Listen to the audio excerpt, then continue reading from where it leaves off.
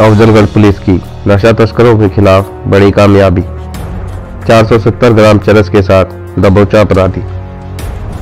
प्राप्त जानकारी के अनुसार गश्त के दौरान कासमपुर गढ़ी देसी शराब के ठेके की ओर मुड़ने वाली मोड़ पर एक व्यक्ति की तलाशी लेने पर उसके पास से 470 ग्राम चरस बरामद की गई।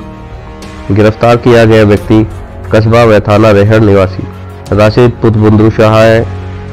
पुलिस द्वारा आरोपी के खिलाफ NDPS एक्ट के तहत मुकदमा दर्ज कर लिया गया है तथा कोर्ट में पेश करने की तैयारी चल रही है। गिरफ्तार करने वाली पुलिस टीम में प्रभारी निरीक्षक थाना अफजलगढ़ मनोज कुमार सिंह, उप निरीक्षक कमल किशोर, कांस्टेबल मोहित कुमार, नितिन कुमार शामिल रहे।